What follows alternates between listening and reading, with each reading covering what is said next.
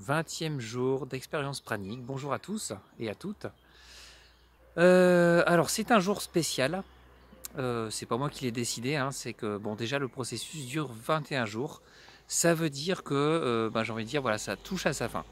Et je sais que dès que je dis ça, je commence à avoir l'estomac qui se met en route et ça devient très difficile parce que quand on jeûne et qu'on sait qu'on en a encore pour une semaine, il y a pas de conflit interne, alors que là j'arrive dans une phase où ça va être un peu plus compliqué. Je parle par expérience parce que j'ai foiré un grand nombre de jeûnes.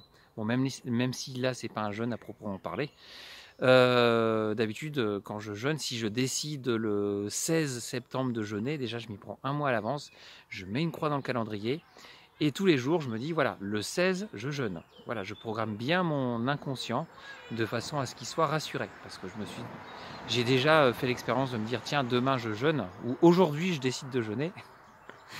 C'est beaucoup plus compliqué, vous savez comment ça fonctionne. Il y aura toutes les phrases qui vont venir. Oui, non, mais t'es pas obligé aujourd'hui, tu feras demain. Oh, il n'y a pas tellement besoin. Ou finalement, tu peux faire une monodiète. Ou pire, ça m'est déjà arrivé de décider de jeûner et manger beaucoup plus que ce que je mange habituellement par réflexe de survie.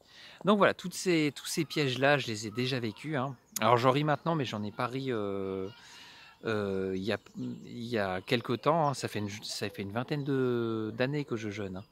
Avant, je ne connaissais pas du tout ces mécanismes et c'était quand même assez pénible parce que du coup, je rentrais en résistance. Et quand on commence à rentrer en résistance contre son mental, c'est le mental qui gagne. Donc là, il faut plutôt la jouer fine.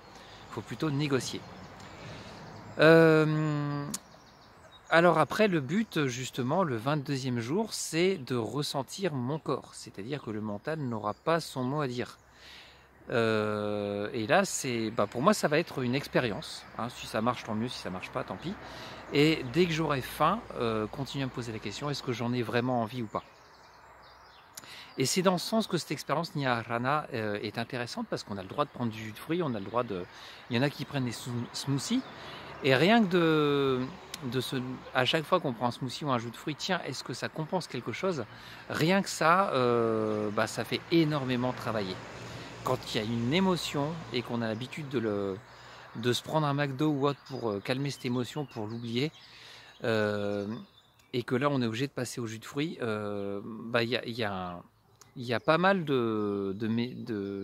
d'anciennes habitudes qu'on perd justement parce que là on est à visage découvert, l'émotion est là et on ne peut plus la gérer en entassant de l'alimentation dessus.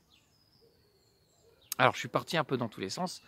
Donc voilà, je me programme déjà jusqu'au 21 de ne pas manger, pas de liquide, si possible de l'eau.